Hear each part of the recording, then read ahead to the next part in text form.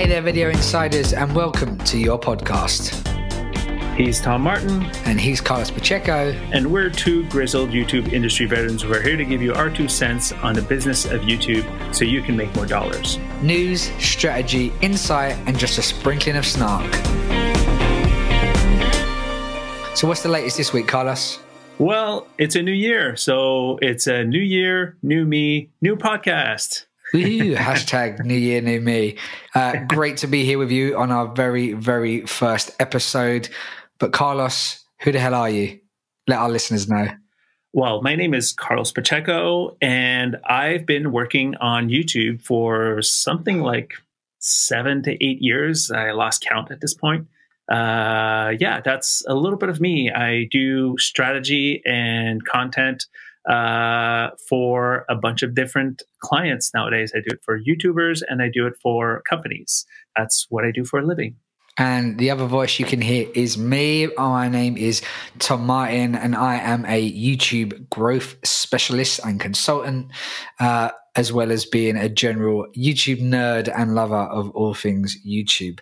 So today we thought it would be really useful for you to get to know us, your new hosts, just that little bit better, to see where we've come from, why we've got the perspectives that we have on YouTube and the YouTube industry, and to be frank, why the hell you should even listen to a word that we've got to say. So as a bit of a departure from what we'll usually be doing, today I'm going to give a short interview to Carlos to see a bit more about him and his experience, and then the tables will be turned upon me and Carlos will be interviewing me and asking me those very same questions. Uh-oh. Lost? No. I was just making a joke. Oh, I thought my audio had gone. So Carlos, you said that you've been working on YouTube for about 7 years, which I would equate.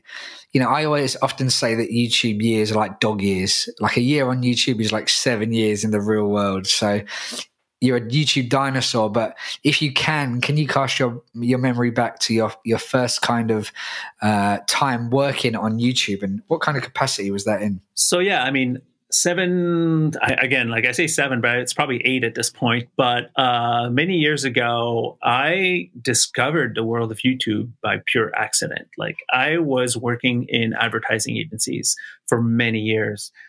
Doing media buying, media strategy, buying ads on YouTube, buying ads on Google, and many other websites. But I left that world and joined a company called Just for Laughs in Montreal, Canada. And is that kind of cheesy, non-language, but quite often very funny kind of slapstick prank show that I may have seen when I was younger? Yes, it is. And that's not the only thing that company does. They actually do a lot of stand-up comedy content. But the content that was on YouTube was the slapstick gags content.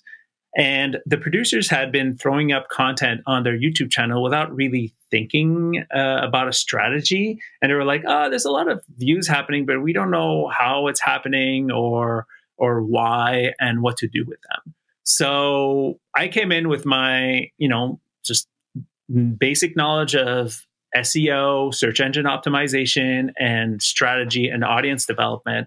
And I started like tweaking things around. I set up their YouTube channel to be a little bit more presentable. Oh, one of the best insights that I got when I started was I replied to comments. It was mind blowing. Like the first reply that I got was like, holy crap, somebody's paying attention to this channel. And I was like, it just blew my mind that nobody was really paying attention to this channel.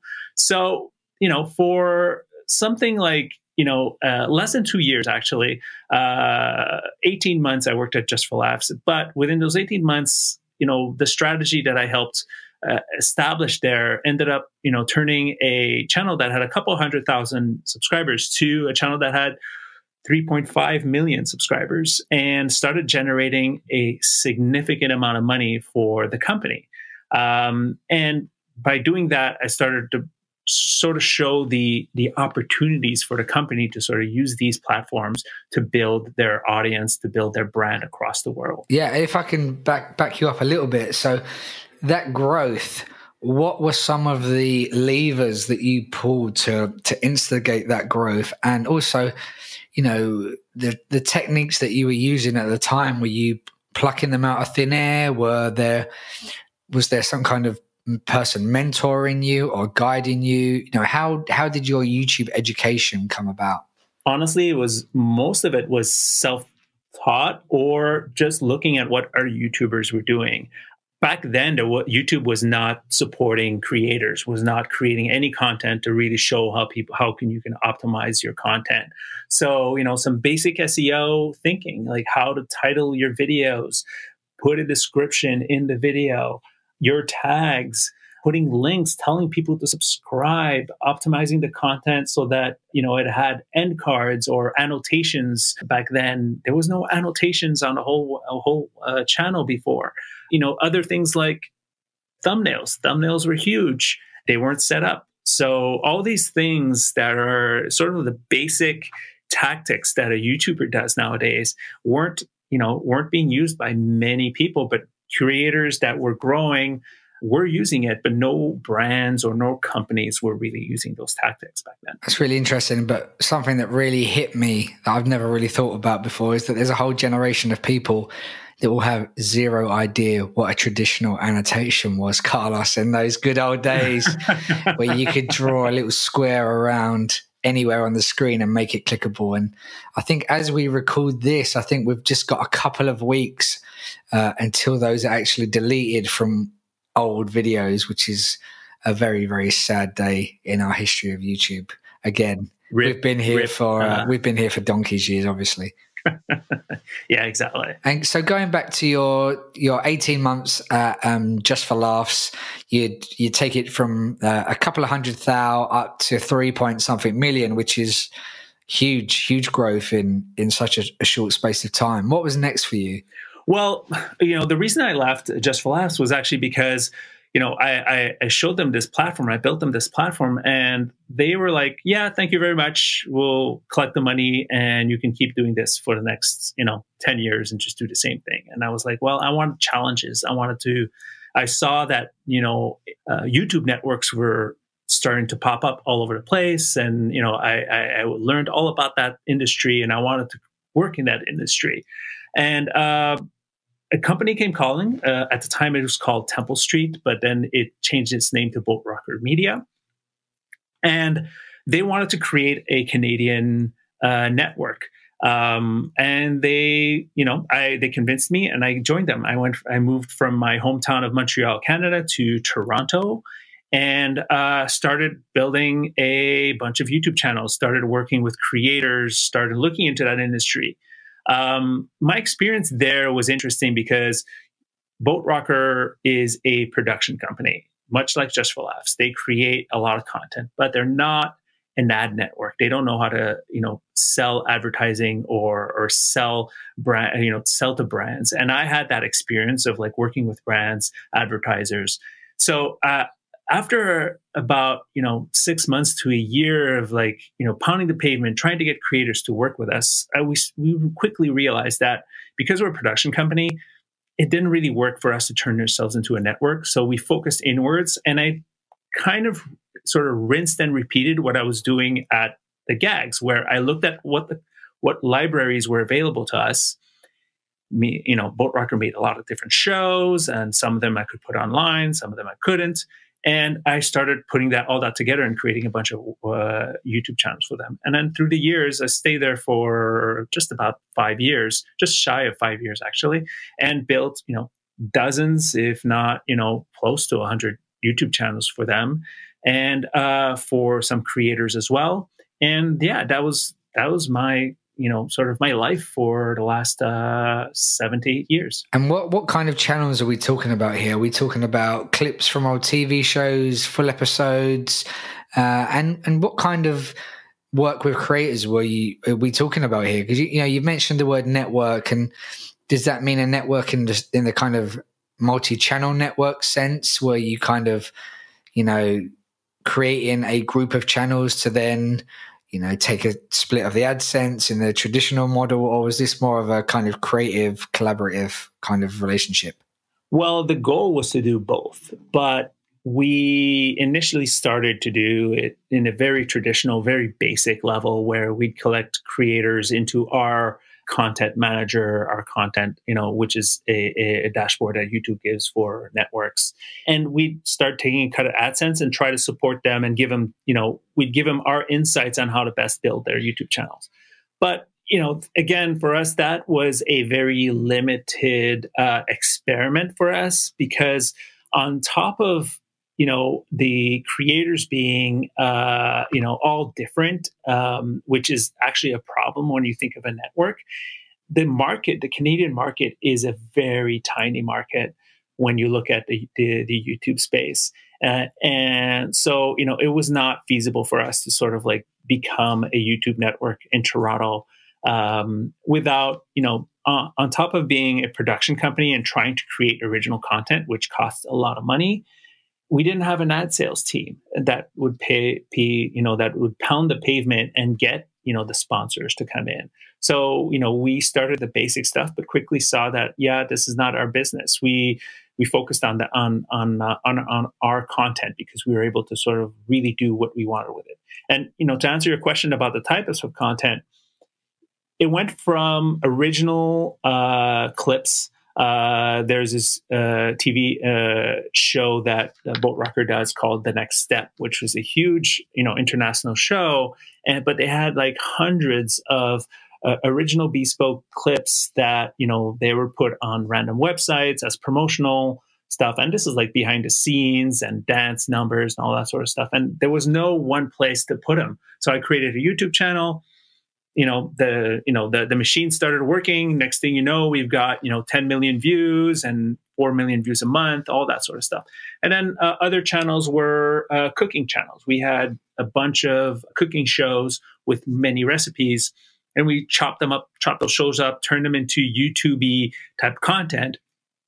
And same thing happened. We built YouTube channels to 300, 400,000 subscribers within our ecosystem. And we started looking at our library and seeing which channels, which shows we could turn into YouTube channels, which ones didn't work. We saw that scripted content was really tough. It doesn't really grow unless you have a creator involved. So, those are the varieties of channels that I have built.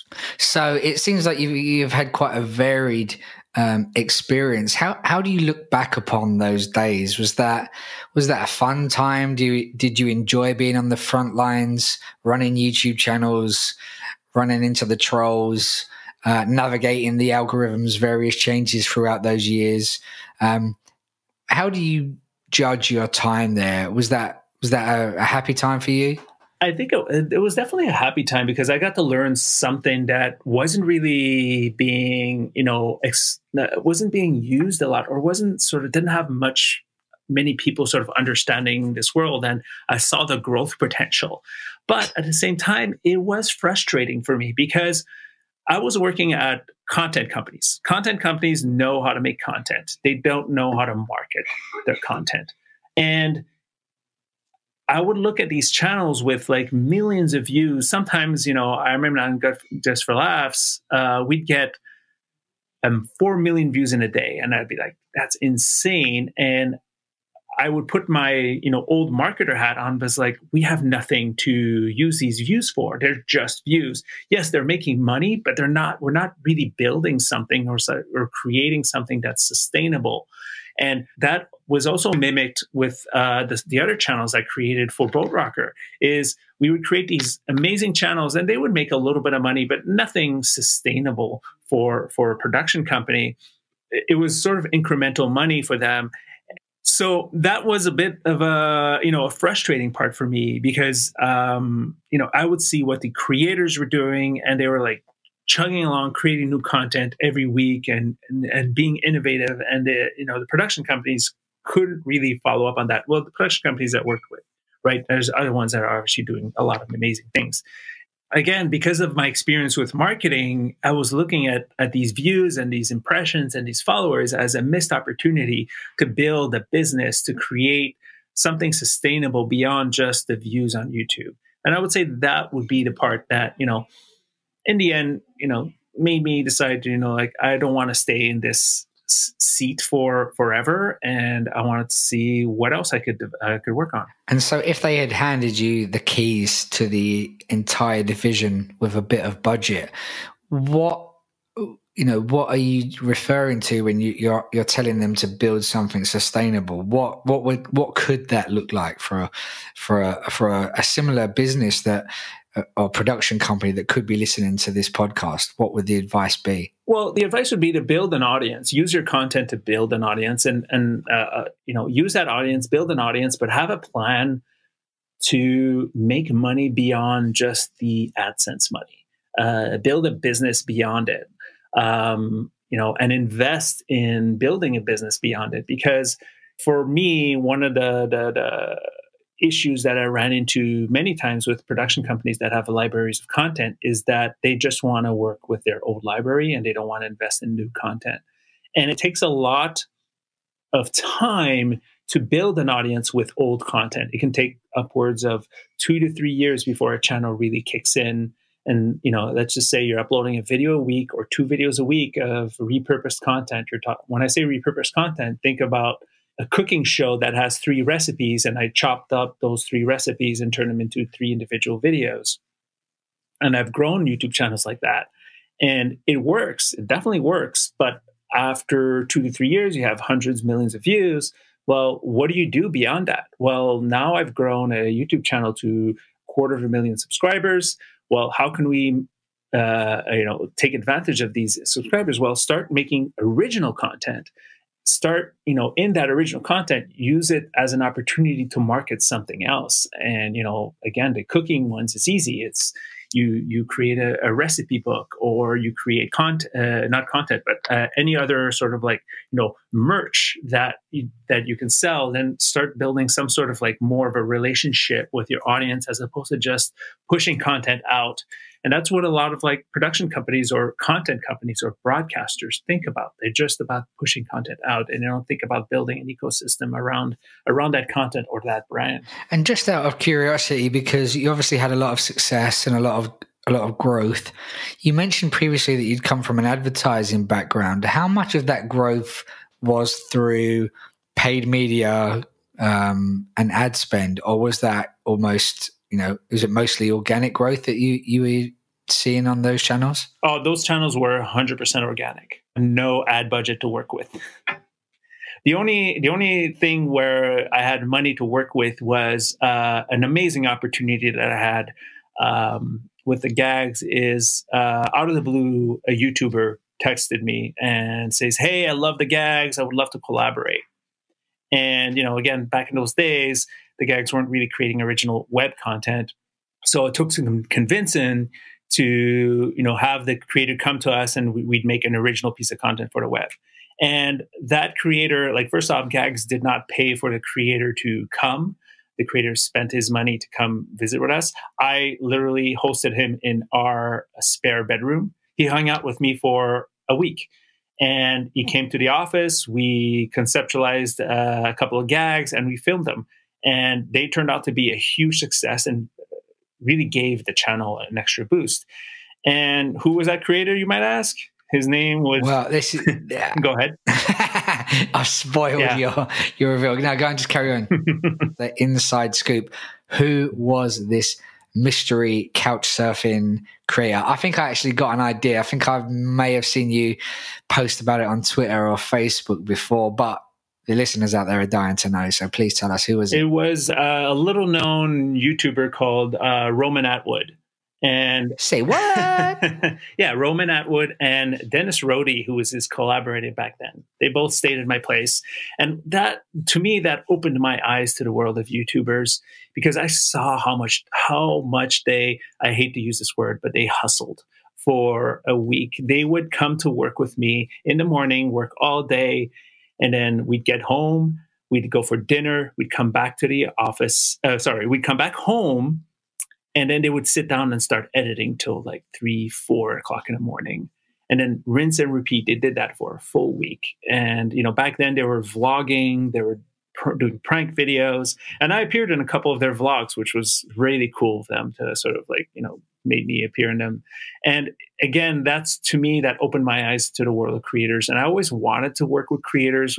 I think at the end of the day, one of the, missed opportunities that I wish I could have had is to actually work with a creator, or work, almost like collaborate with a creator, but not in the sense that I want to be in their videos, more in the sense of like building their business and building the strategy and what's going to turn them into more than just a YouTuber. And, what opportunities are they not paying attention to because they're focused so much on the content?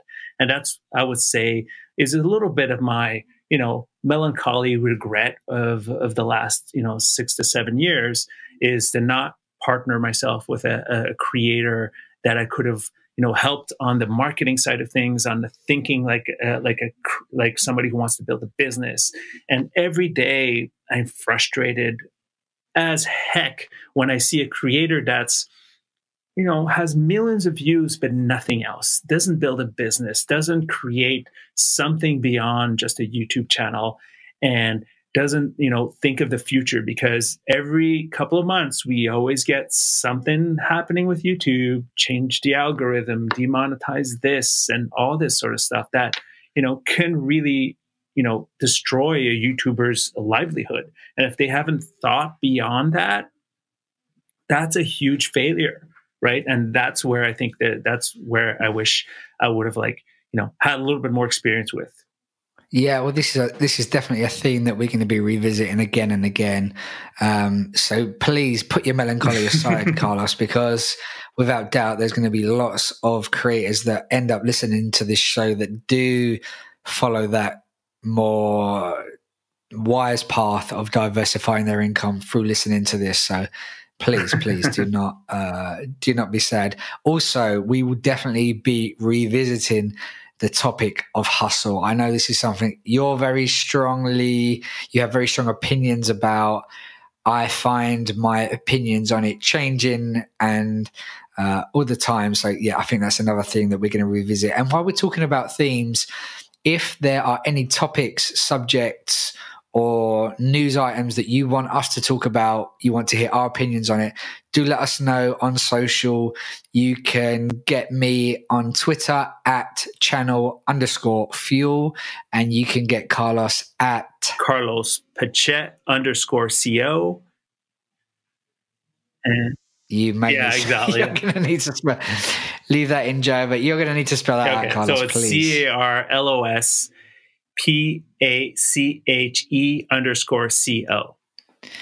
I got a feeling he's going to be needing a new Twitter handle pretty soon, people. But for now, you can find him whatever he just said. But please let us know what you want to hear more of in the future, and we'll make sure that we cover that as best as we can. So back to your story quickly, Carlos. Your time at Boat Rocker is no more. You're speaking about it in the past tense. So today, in early January 2019, what on earth are you doing with your time? Since 2008, I joined my wife and partner in her business, which is called Truly. We are a strategy and insights agency. We help brands build audiences, which is, all the insights that I've learned over my career from, buying advertising from a traditional perspective, but also from being a creator or working with creators or working with content producers, and using those things that I learned, everything that I've learned over the last, 7, actually, adding with my advertising, we're looking at 20 years of experience, and teaching brands how to think like publishers, how to think like a creator, so that they build an audience that belongs to them, that follows them, not just an audience that they're pushing a message to. And that's our sort of motto in a Truly. So, we help brands understand, building a community around their voice and creating thought leadership, right? And that's, a passion of mine of, making people understand that you don't need to just keep pushing a message. You can create content that really connects, and people will follow you and come back for more. And it doesn't just have to be a creator. Brands can do it. And they don't need to be, just putting ads on a publication to build brand awareness. And that's And when you say brand, to me, brand is a very, very broad term. When I think of a brand, I think of Pepsi, McDonald's, Michelin, Nike, whoever it may be. But is a brand to you one of those kind of direct-to-consumer multinationals? What kind of customer profile are we talking about for your company? No, actually, most of our clients are small companies and small to medium companies. They're B2B, they're business to business, and they're super niche. They're trying to reach a very specific audience, and they don't need to have millions of views. They can have a couple hundred of views on their videos or their blog posts or their Instagram or whatever. But we help them shape that content so that it reaches the audience that's perfect for them. And in terms of, a brand comes to you, whether it's Dave's oil company out of Montreal, and he's targeting industrial manufacturing companies that need their product. What are the kind of services that you're providing to somebody like that? Is it blog post? Is it social? Is it paid advertising? Is it LinkedIn? Is it, where do you get started with a client? Well, like that? that's something that we often have to sort of hold our clients' hands on. This is that, unfortunately, the internet is full of tactics. Everybody's pushing a tactic. Everybody's like, put advertising on Facebook, put advertising on Instagram, put advertising on LinkedIn. And what we help our clients with is strategy, is look at who you are trying to reach and where are they, that client that you're trying to find, your best customer that you're trying to reach, what are they consuming? What kind of content are they reading? And then we help them shape their own content so that it speaks to that customer. And it just uses the same language that their best customer is used to. And instead of creating an ad, we create content that a customer, that somebody that is interested in the industry would want to read. So yeah, I mean, it can be, it can be a blog post, it can be a YouTube video, it could be an Instagram story. It all depends on who the brand is and what the client that they're trying to reach is looking for in terms of content, in terms of educating themselves in the industry. And you've spoken about a lot of different platforms. I'd say that both of us were traditionally YouTube experts, if not generally online video experts. What percentage of those clients that you're now working with at Truly are harnessing YouTube video specifically, and maybe a bit of Facebook video?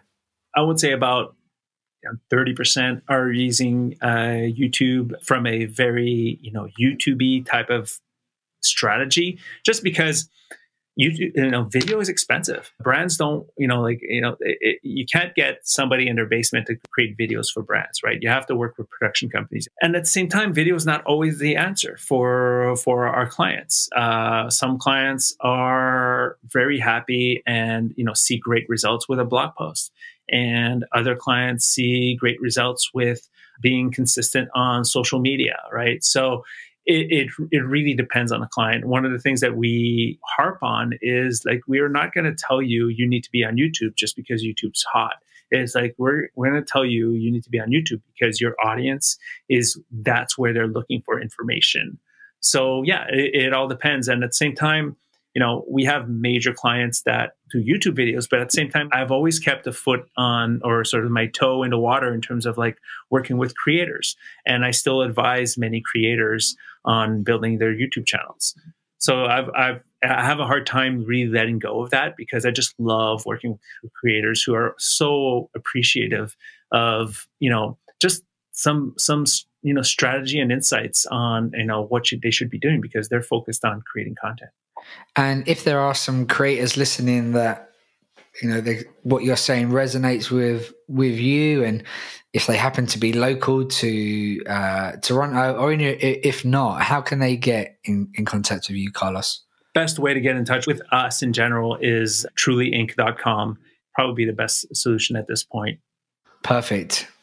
I just want to say before we wrap up your half of this call, Carlos, is it sounds to me like truly a kind of making a stand against what could be seen as quite a poisonous industry, that kind of social media agency where it's all about making a buck now and, you know, pouring money into Facebook ads, paying for engagement with little results. So I just want to congratulate you and your much better half on you know, building something that is delivering some actual value and not giving all of us kind of strategists and consultants a bad name. Thank you. I mean, that's the hope, right? We want to make this a valuable platform for creators as well as companies, right? And it's not just about putting a 30-second spot out there, right? So yeah, like I think we're doing good work, and I hope that, you know, we're on the cusp of a new way of thinking in terms of online. I've got a sneaky feeling this is not going to be the last time we are discussing video and social agencies either. Yeah. All right, Tom, fire away, dude. It's my turn to interview you, and I don't think I'm going to be as good as you as an interviewer, but I'm going to give it my best shot. So humble. Tom, tell us about how you came to be. How did you start working in this space? Well, our story's not totally dissimilar, so we might be able to make this a little bit shorter. So I was working at the BBC in London. I worked for them in total for 10 years, but the first 5 of those I worked in the sales department. So I was licensing content, programs like Sherlock and The Office. I was licensing those to other digital platforms in EMEA, so Europe, Middle East, and Africa. So, you know, like the Russian equivalent of YouTube, the Russian Netflix. And then I hated every day of it. For 5 years, I absolutely hated working in sales. But if it wasn't for the commission, I would have left a lot sooner. But I managed to totally blag a job in the YouTube team. I'd never uploaded a single video to YouTube in my entire life. In fact, it was not until the day before my interview that I uploaded a test video to YouTube. I just took out my phone. I think it was a Nokia at the time. That's how long ago it was. And just shot a video of my hand clenching a fist and then uploaded that to YouTube just in case they tested me what buttons to press to upload a video on YouTube. But anyway, I did well in the interview, did well in the second interview, and managed to blag a job as a channel manager on this kind of very young, what was soon to be a network of channels for the BBC. At the time, they were investing quite heavily because I don't know if you remember this, but around the end of 2012, YouTube were starting to invest in original channels. So basically, they wanted to make the platform look more like a premium destination rather than just kind of cat videos. So they were handing out very, very high sums of money to kind of proven media companies to make kind of premium YouTube videos. And my division had been commissioned to make 2 of those channels. And so we had some investment there and also some investment to upload a lot more, like you were working on kind of clips of TV shows. So within a couple of weeks or maybe a month at most, I had launched the official Doctor Who channel without ever seen an episode of Doctor Who, so I had to quickly do like a crash course in Doctor Who. Luckily, I had some very, very knowledgeable people around me that could guide me. But, you know, in terms of like my YouTube knowledge, it was zero. So I pretty much learned the buttons, you know, how to upload, how to make a playlist, all that kind of stuff. Just learned that in the first couple of weeks and pretty much spent the last 7 or 8 years mastering that. You know, not mastering the buttons to press, but mastering the strategies that really grow organic views. That's great. Yeah. So, you know, there wasn't the kind of Tim Schmoyers of this world or Daryl Eves at that time. There was no place for someone like me or you. You probably remember. I don't know if you remember that. I think there was Real Yes. SEO that featured Tim Schmoyer. And our our mutual friend Mark Robertson was the pioneer behind that. But apart from that, there just wasn't a huge amount of education. So parallel to me working for the BBC, I launched my own website, faqtube.tv, where I blogged and basically scratched my own itch and thought I'd make a kind of a repository of how-to information to help people that were just getting started on YouTube. So how to optimize a playlist, how to optimize titles, descriptions, thumbnails, that kind of stuff. But really, it was just through trial and error because, as I say, there wasn't that education system in place. There was some basic training from YouTube. I think like you, Carlos, we probably were on the very, very early beta programs for certification. So I was certified in audience growth, digital rights, and these were the days when you had to go into the YouTube offices and spend 2 days in front of a teacher. Really? Yeah, getting lectured, and then you took the exam when you got back. Wow, we didn't have that in Canada. Yeah, I think we were one of the first. So bit of a trailblazer there. Probably one of the first people to have kind of double certification. And yeah, so I worked on a number of different genres like cooking, drama, motorsport, natural history, documentary, comedy, and, launching more and more channels as time went on, commissioning original content, and, getting up to 30, 40, 50 uploads a week. And just by seeing that sheer amount of data across different niches, I was able to reverse engineer what worked, what didn't work. I'll be the first people to admit I had a number of failures, failed ideas, failed projects, failed clips, and learning from those as well as to what worked and what didn't work, and then sharing that on the blog and, trying to help people avoid the mistakes that I'd made over the years, finally put that into a book.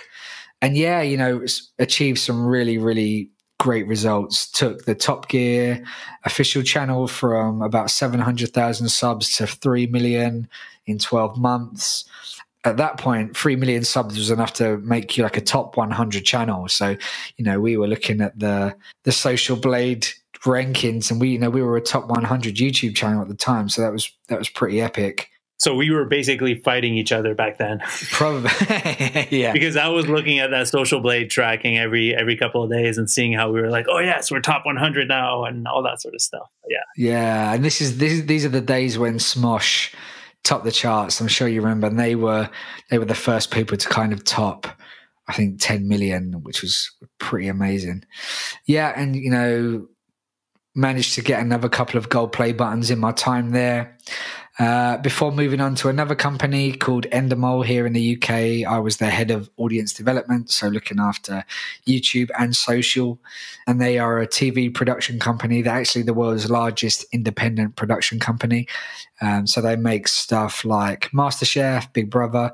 They were a formats company, but they also made dramas like Peaky Blinders and Hot Off the Press is the Black Mirror is an Endemol show. But probably the biggest results there were with the Mr. Bean brand, pretty widely known across the world. Had been doing pretty well on YouTube. It'd been around for about 7 years. It'd gone for a number of different people that had looked after it, different companies even. It had been out to agencies and come back. It was on about 3 million something subscribers. And then I came in, audited everything, did some keyword research, which are really my two strong points, new strategy for the channel. And then before you know it, the growth charts were just absolutely off the scale, like anything I'd seen before. I thought my Top Gear results would go on my gravestone, but this kind of, this was blowing it out of the water. And, that channel just a year and a half later is now crossed 10 million subs. Unfortunately, I wasn't still there to get the diamond play button, sorry. But also we launched a couple of spin-off channels that are also past 1 million subs already, which, it's just defied all of our expectations.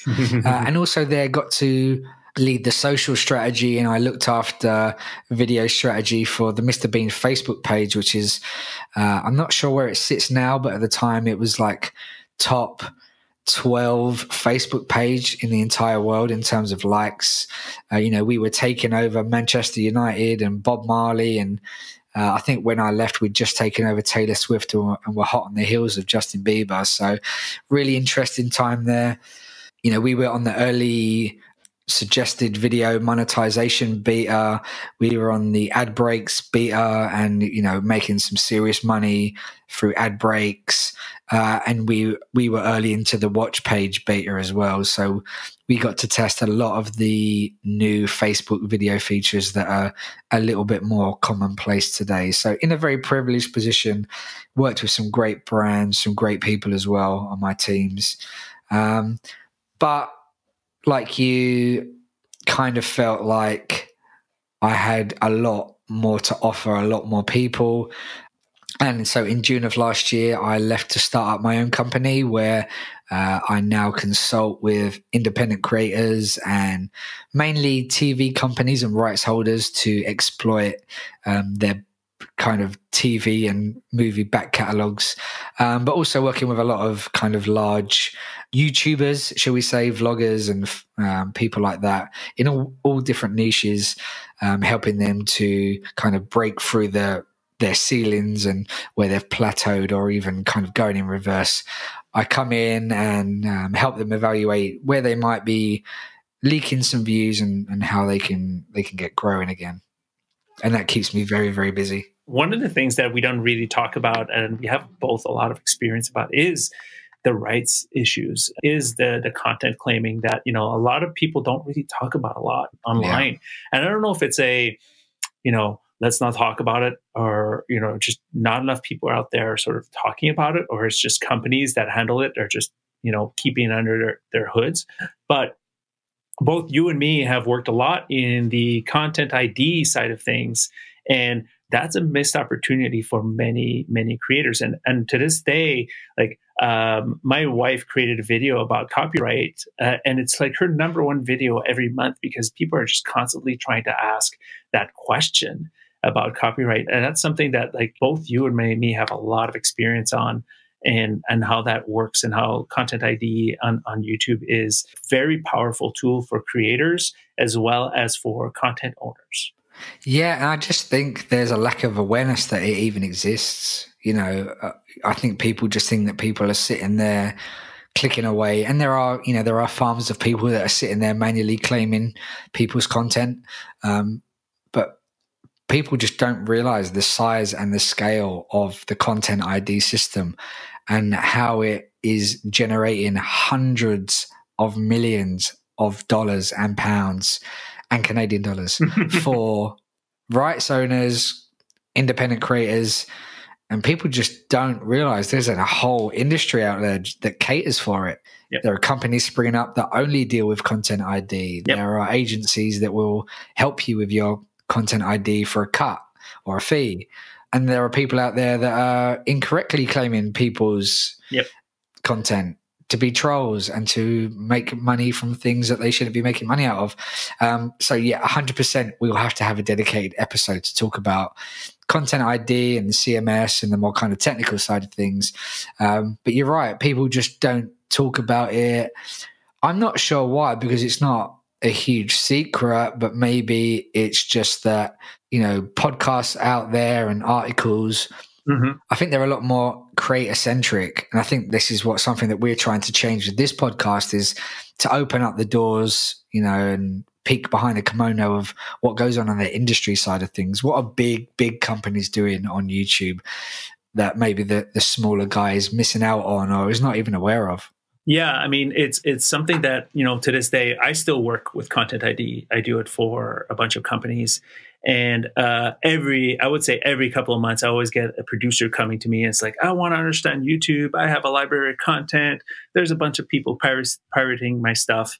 How do I handle that? That is actually a perfect segue. So if you have people that are coming to you saying they've got big libraries of content, you can send them my way, Carlos, because my second half of my business is well, firstly, I can help them to monetize better.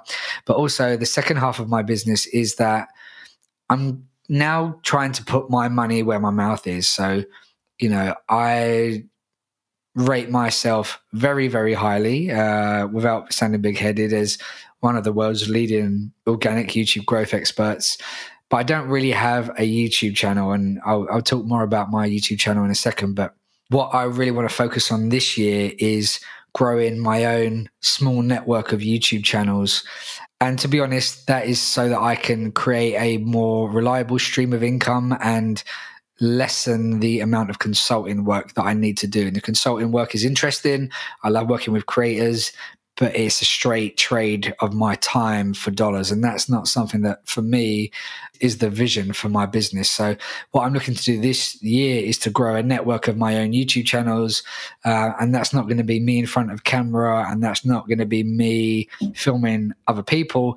It's going to be me trying to acquire content from people that you're speaking about that have got libraries of content that they're not doing anything with. I'm going to be approaching companies like that, trying to get the rights to that, and then putting them on my own network of YouTube channels. Yeah, I think we can have like a discussion about how YouTube networks have died over the last years and why I think your idea is a good idea, but it's one of those ideas that's not, it's not scalable the way people had hoped it would be scalable, but it's still a valuable service. So it's one of those great discussions that I'm hoping we can have in the future for our podcast. Yeah, well, I'm hoping there'll be lots to report on. It's it's not an easy thing to get off the ground, because I'm dealing with very large corporations who move slowly at the best of times. But also, I'm a kind of upstart. I like to see myself as an upstart more than a startup. And, they need to trust me. They need to know who I am. And also, there's going to be some financial investment that I need to put up. But, this is something that I really want to talk about going forward. And you'll be able to follow the progress of both my business endeavors on YouTube and also yours too, Carlos, on the podcast. So make sure you subscribe, guys. All right, Tom, I think this is a good sort of, time for us to just, end the podcast. This is our first podcast. We wanted to introduce you to us, where we're coming from, what we want to share with you. We're going to be here and creating new shows every couple of weeks on everything that surrounds the business of YouTube, and creating content on YouTube to making money on YouTube and beyond YouTube. So thanks for tuning in. If you are tuned in, please subscribe to the podcast, give it a review, even though it's the first episode. And we'll see you soon. Tom, any last words before we tune out? Yeah, from me, Carlos, that was an absolute pleasure to talk to you. So excited to be bringing this podcast to you, the listeners, that is. I think that we're bringing a fresh angle on this. I really don't think there's another podcast like it, where you're going to really, we're going to lift the lid on the YouTube industry. And it doesn't matter if you're not part of that industry, because there will be lots of actionable takeaways that you can use to grow your channel, grow your business. Like Carlos says, make sure you're subscribed in whatever podcast app that you use. Carlos, if we want to learn more about you, where can we go? You can find me on LinkedIn, as well as on Twitter. Just search Carlos Pacheco. There are not many of us out there. There are a few, actually, but the one that actually says YouTube strategist on it will be me. But yeah, that's the best way. Twitter's great for me, and we're going to be setting up a Video Insiders podcast website and email soon. So for the time being, that's where you can find me. And if you want to find more about me or the services that I provide, you can visit my website at www.channelfuel.co. That's fuel as in rocket fuel. And there you can find a bit more about me, my history, and also the services that I provide to businesses and independent creators. All of the good stuff and links we've mentioned in today's show will be available in the show notes once they're built. And you can find that over at www.videoinsiders.fm/episode 1. Awesome. Tom, thanks a lot. I'm looking forward to the next episode. It's been a pleasure, and I'll speak to you in a couple of weeks. Have a good one. Bye, guys.